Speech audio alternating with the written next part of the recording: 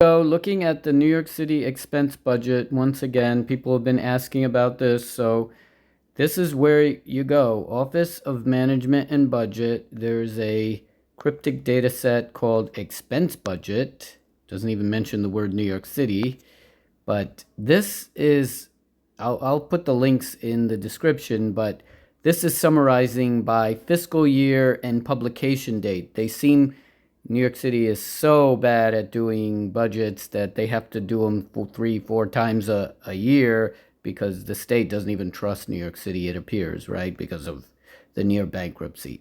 But it appears that only 3 of them get in this open information taxpayer funded database, right? So it looks like that the fiscal year is offset by 6 months, so it starts in July 1st and it ends in June 30th, so it's ending, and they're already projecting the next year budget because that's what they do.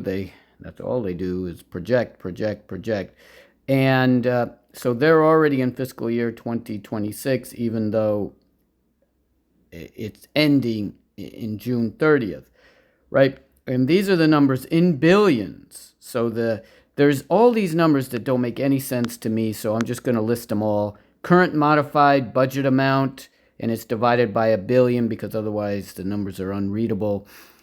Sum adopted, sum means just the sum of it. Adopted budget amount. So what's the difference between current modified budget amount and adopted budget amount? So it's up to you. Put in the comments what you think. Financial plan amount, whatever that means. They all are within a few billion of each other, but what's a few billion among friends? And so there's another one on June 30th. That seems to be the final one, so it's 117.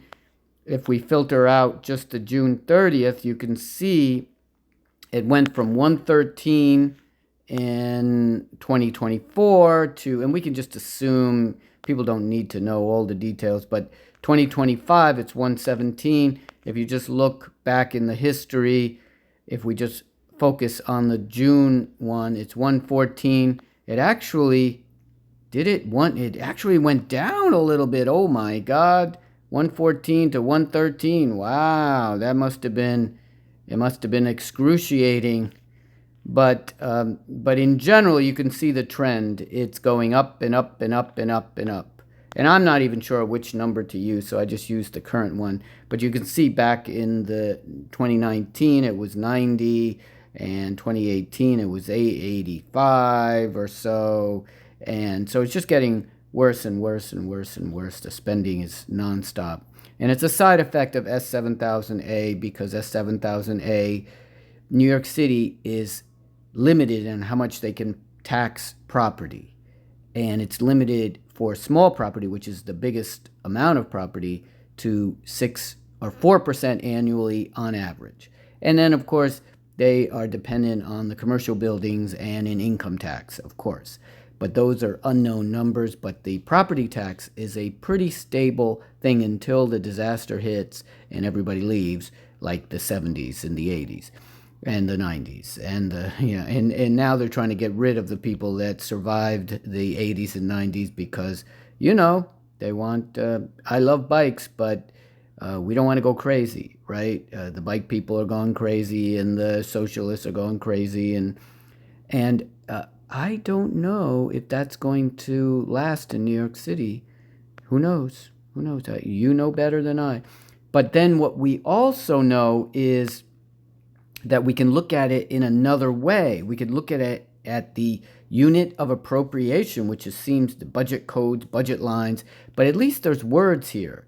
And so we're breaking it up by unit appropriation name, which actually is a code, but those numbers will probably mean nothing to you or to me either. And so in 2026, we're sorting by units of appropriation descending, still using this current modified budget amount. We have no idea. These numbers are all in billions, and the other numbers are not sorted, so we're just going to focus on these numbers. So it turns out that the biggest unit of appropriation is city actuarial pensions, which makes sense. There's an enormous budget for pensions because that's what New York City does. It's a gigantic pension plan. And I guess we put almost $10 billion into that, into the pension plan. So that's coming straight out. Now, fringe benefits, who knew? $8.8 billion going to fringe benefits. General instruction and school leadership, public school probably, that's $7.7 billion. And of course, if we look at the trend, none of these ever drop. They just go up. That's the way it works.